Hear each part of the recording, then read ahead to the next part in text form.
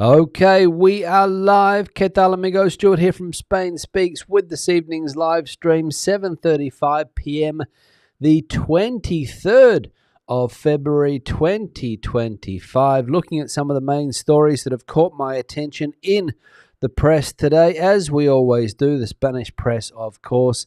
Some interesting articles. Let's see if we have found them today. We'll look at some comments that have been left on the channel in recent times by viewers too. Lots of comments, lots of chat in that comment section, of course.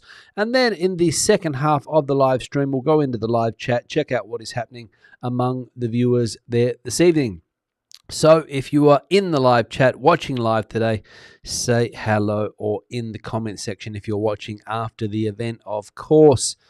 Now, let's get straight into the news. I'll see if I can get through the news tonight. Quite a heavy day as far as hay fever allergies are concerned, so I'll see if I can get through, but I should be okay. First piece of news here, and of course, Spain's defense spending still dominating headlines, and we can see here that the EU sees Spain as a burden on defense and points to coalition partner Sumar.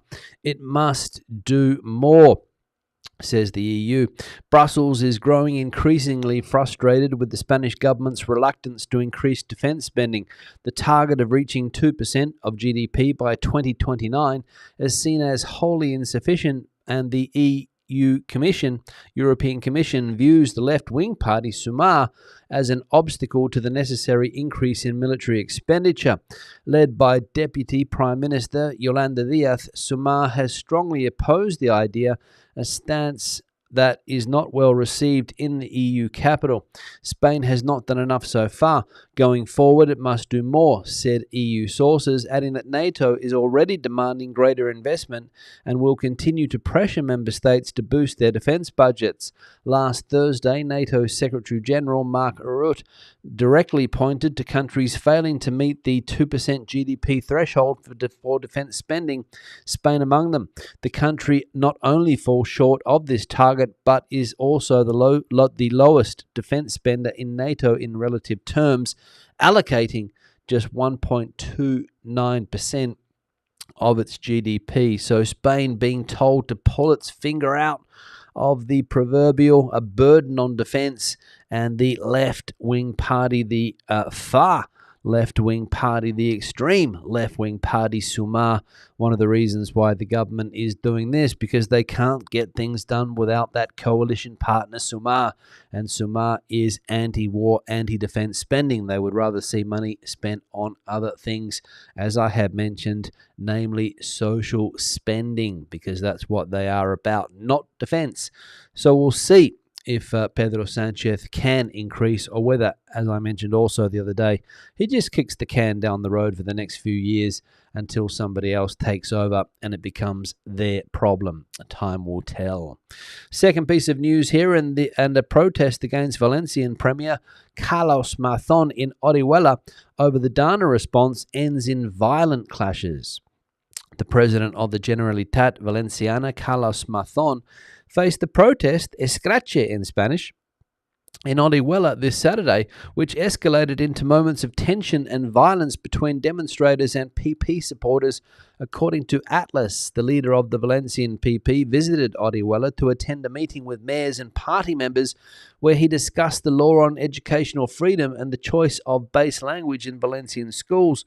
What started as a protest against the use of temporary classrooms, barracones as they are called in Spanish, in the area, quickly turned into a heated demonstration with calls for Mazón's resignation.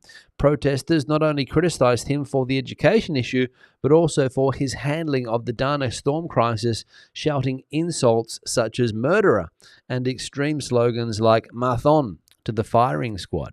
So people still angry with Mr. Mazón over his Dana response, those floods that devastated parts of Valencia back in October 2024, and he goes to Orihuela for a meeting about education, and the protesters follow him wherever he goes, calling for his resignation, and also, as we can see there, with more serious chants, such as he should face the firing squad. So people not happy with the way that his government reacted to the Dana and calling for his head. They want him to resign, but he's holding steady in that part of Spain, refusing to resign and saying that he is the only person to see out the recovery plan in Valencia.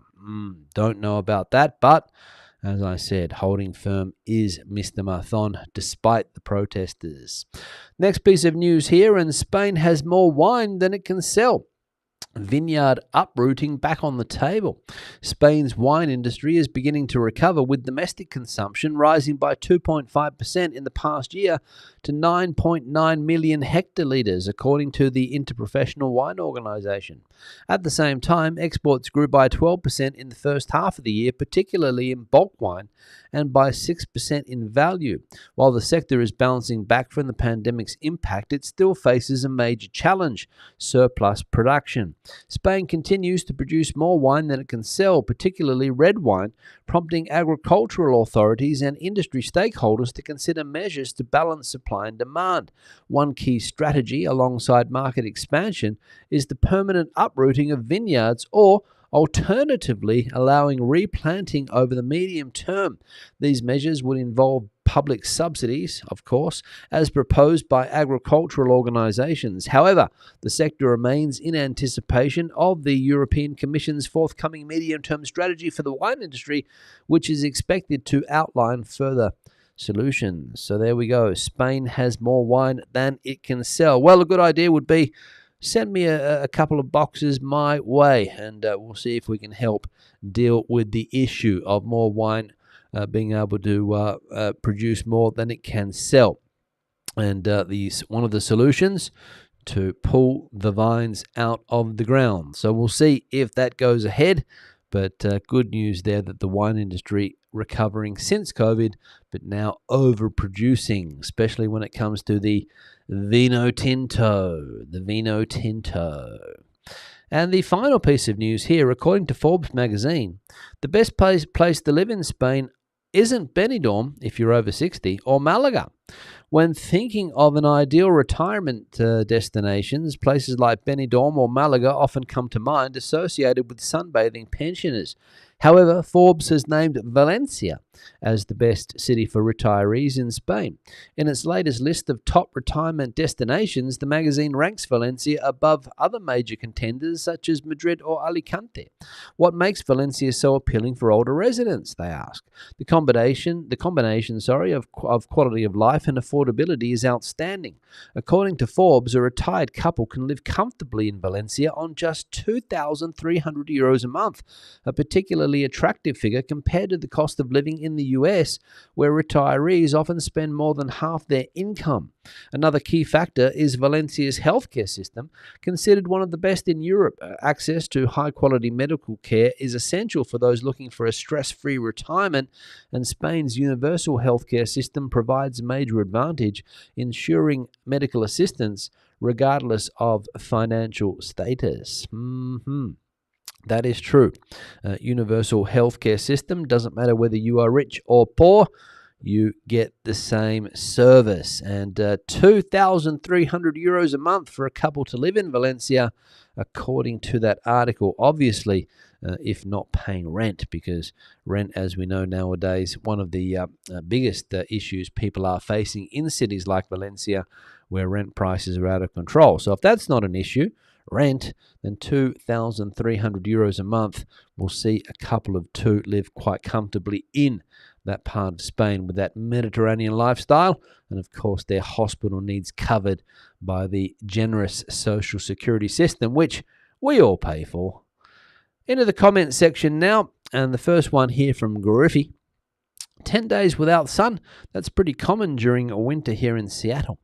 Thanks, Griffey, for that. Yeah, the Irish press was banging on about this last week, that places in Ireland haven't, or probably the whole island of Ireland, haven't seen the sun for 10 days straight, maybe even longer now. Not sure if the sun has peeked out from behind those low clouds in Ireland over the last few days. I'm sure some Irish people will tell us if that is the case or not, or whether it continues to be grey and dull in that part of the world.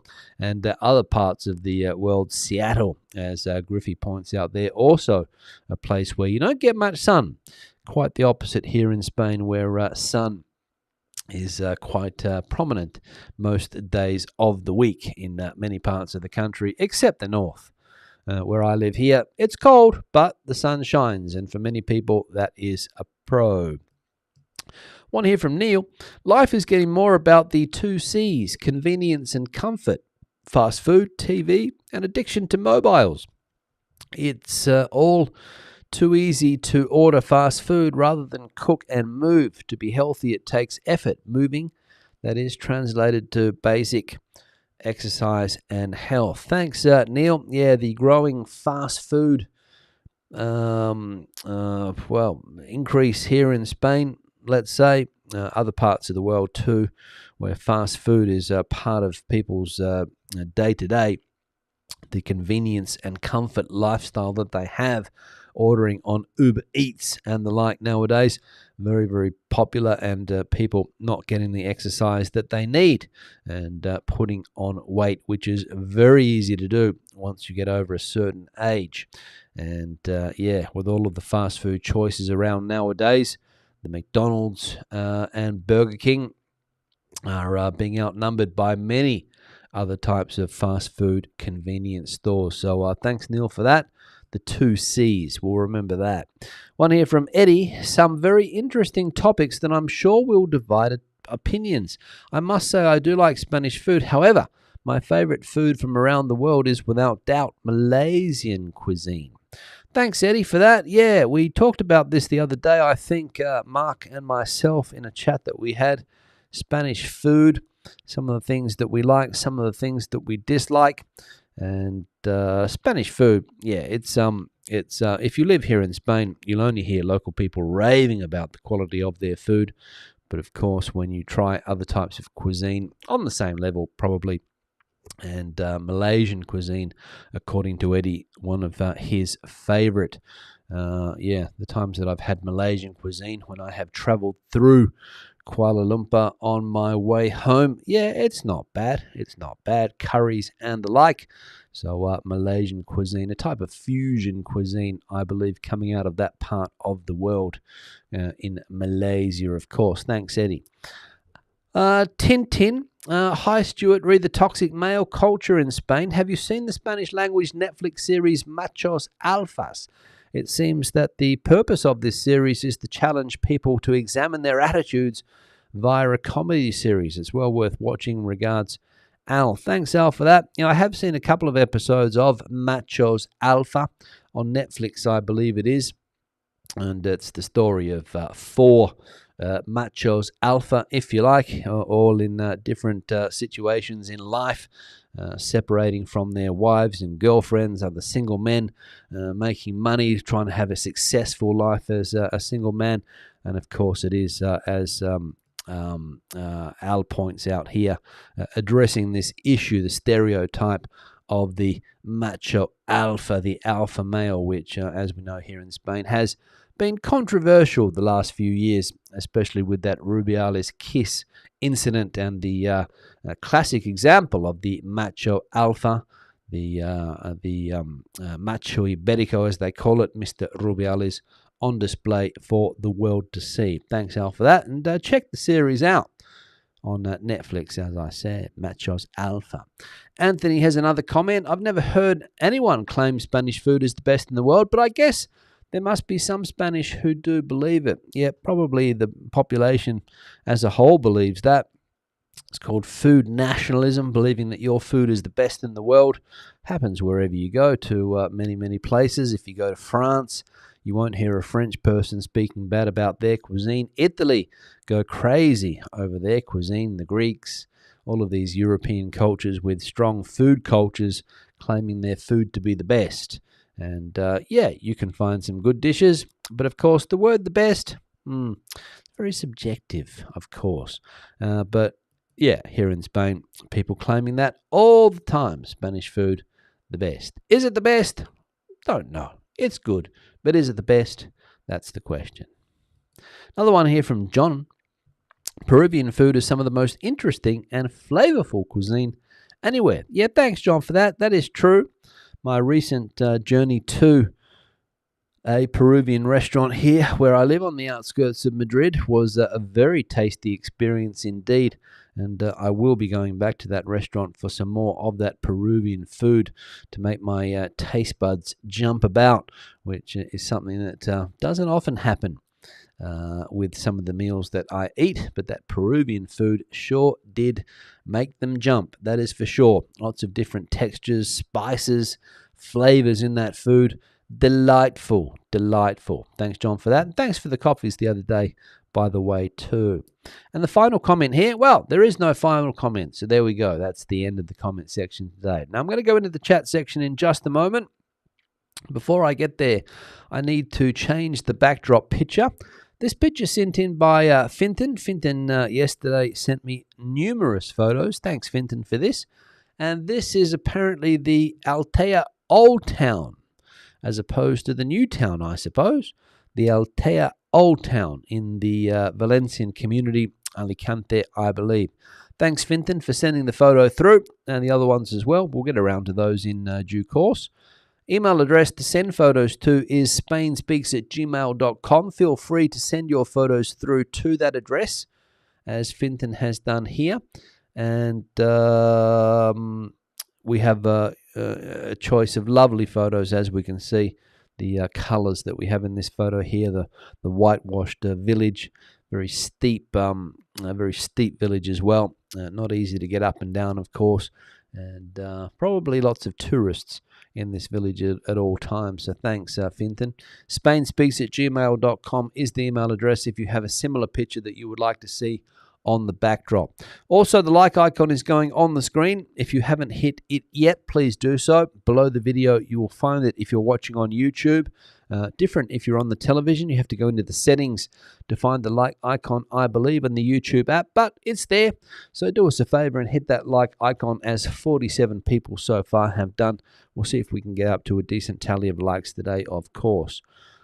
People that have supported the channel, I mentioned Jonathan a minute ago, who bought me some coffees. John, another John, bought me a coffee today. Thanks, John. I'll see you in the chat in just a moment.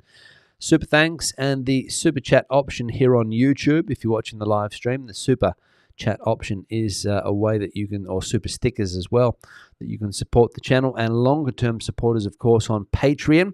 Can't forget those longer term supporters there. And also the channel members. We've got a couple of new channel members. We've got Roger and Steve, who have joined over the last couple of days. So the channel membership growing. So thank you very much for that. From 99 cents a month, you can support the channel on YouTube. Now, into the chat section. As I said, let me open it up. Let's see what's bubbling away there. Sani is the first person that I can see in the chat. We'll be catching up later, as Sani has to go out. Hoping everyone is well. Thanks, Sani, for that. Hoping you are well too. Valued member Janet's in the chat, coming in from Oxford. Good to see you, Janet. John, just mentioned John because he bought me a coffee earlier this evening. Thanks, John, for that. And John thanking me for the advice about those new warning lights, the V16 warning light that you'll need for your vehicle as of 2026 here in Spain. So if you're planning on bringing your car down from the UK or another European country, you will need a V26 emergency light as of January 2026. Amanda in the chat. Great to see Stuart as part of the Sunday ritual. Thanks, Amanda, for that. Good to see you. Al is in the chat, coming in from Florida. Oh, no, sorry, San Diego today. Just get Al on the screen here. Hola, mis queridos amigos. Enjoying 22 degrees Celsius, clear skies in beautiful San Diego. Was able to buy Estrella Galicia at the Spirit store. Yeah, getting around is the Estrella Galicia, that is for sure. No boundaries when it comes to that beer. All over Spain and now conquering the world as well. Good quality beer it is too. Stephen's coming in from Torrevieja. not London today. So Stephen's back in Spain. Arrived today, so couldn't visit the Mercadona and try the wine that I recommended. Thanks, Stephen, for that. €4.20 is that wine. I'm sure that you'll hit the Mercadona tomorrow. I don't think they open on Sundays, Mercadona. It's one of the few supermarkets in Spain that doesn't open its doors on a Sunday, or at least here in Madrid. All the rest do, but Mercadona, no. Yeah, there we go. So the difference between London and Torrevieja, shops are shut. That's a good difference in my opinion. So you probably can't buy anything in Torrevieja except for convenience stores and things like that. But where I live, shopping centres are open from 10 to 8 or something like that. So it's trading as normal, but Mercadona, not one of those shops that opens.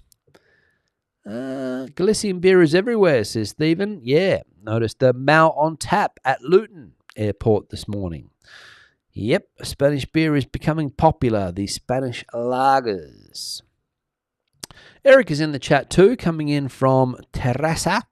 Did drizzle and rain Friday and Saturday, but not enough. Need more rain there. Have a lovely week also, says Erica. Thanks, Erica, for that. Regina, hola.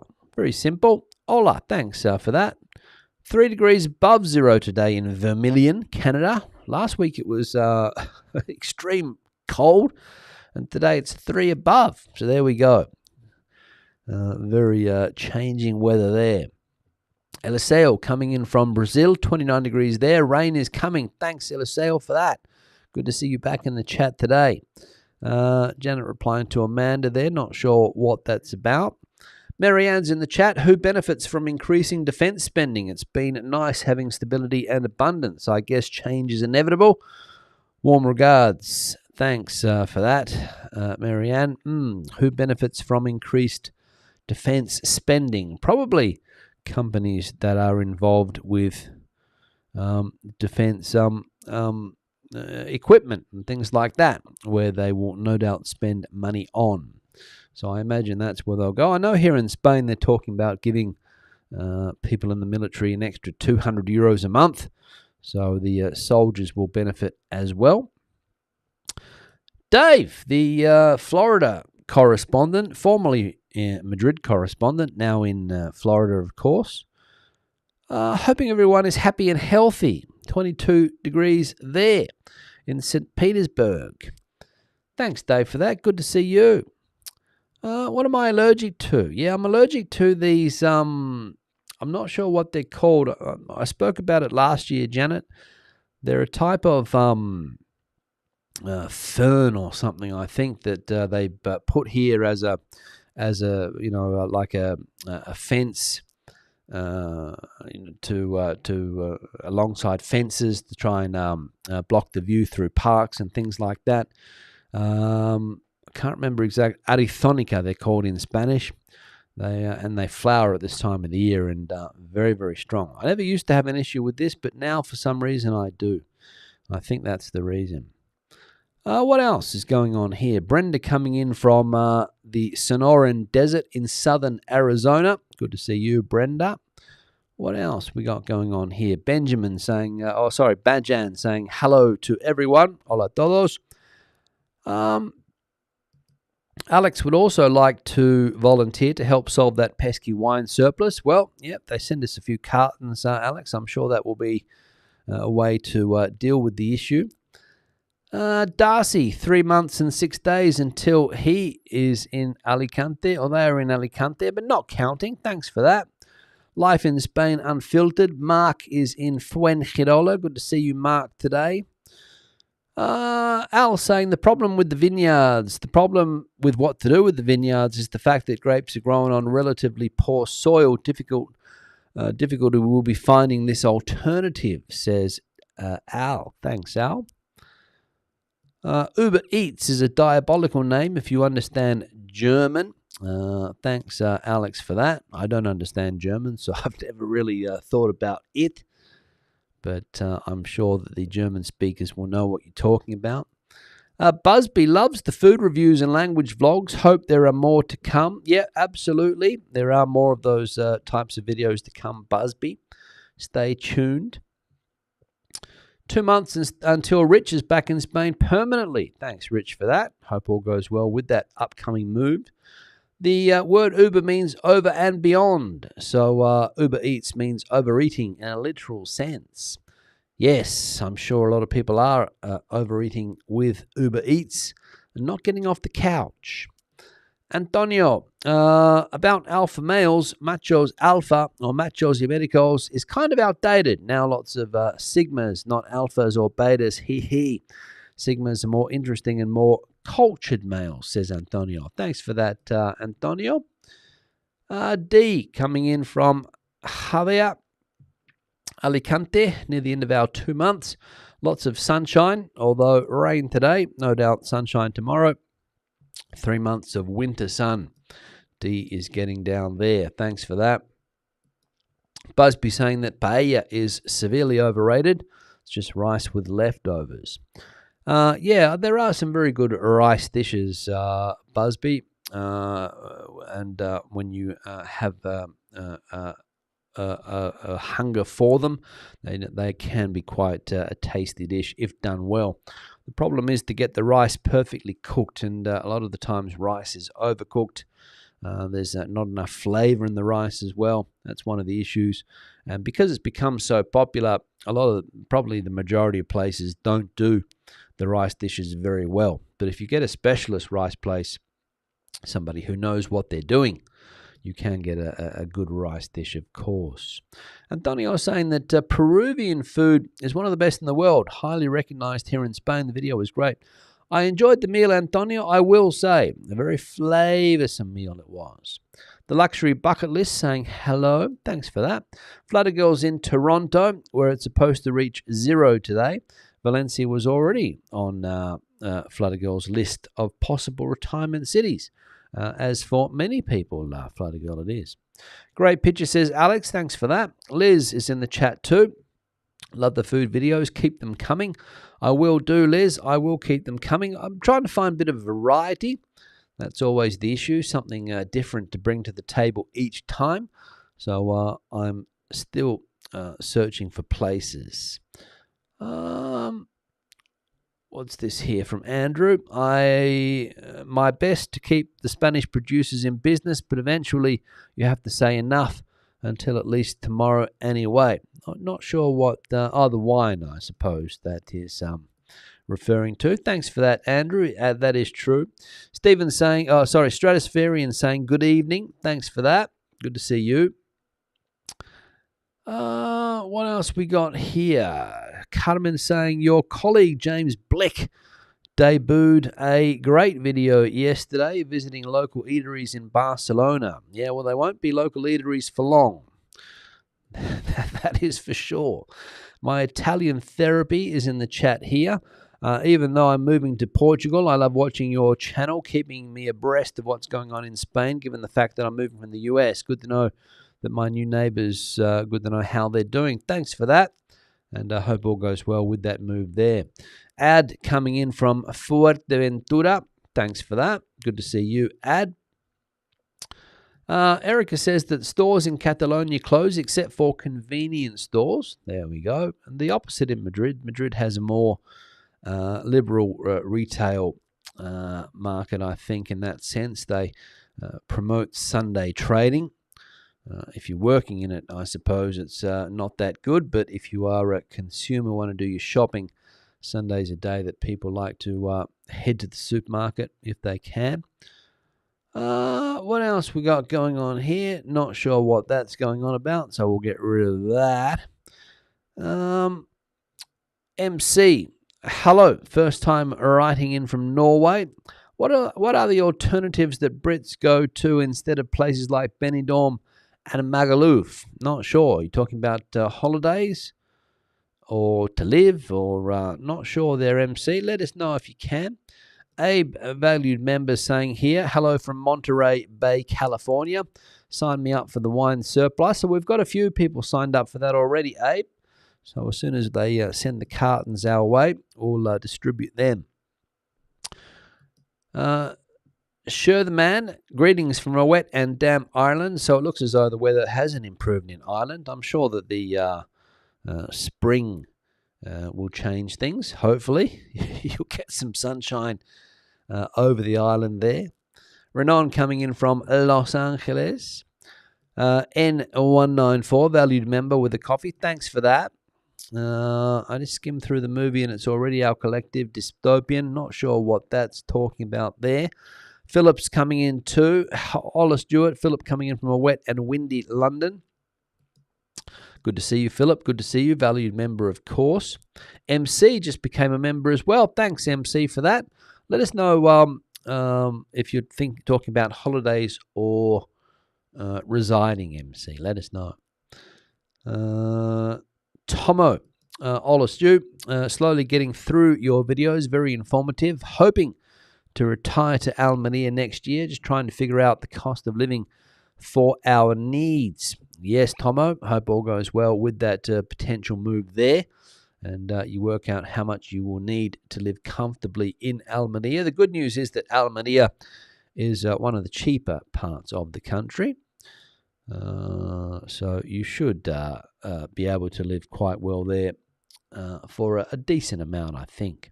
Larry coming in from Tazacorte, La Palma. Thanks for that. Very interesting content last month. Versatile. Thanks. Yeah, well, I'm mixing it up, N. Mixing it up. Glimpse saying, hello, sir. How about places where to find job offers and cheap rent? Go to the internet, Glimpse. You'll find everything you need on the internet. I don't give information about those things because it's not my job. It's not my job about where to find job offers and cheap rent. So just go to the internet and put in a search and you'll find it, I'm sure.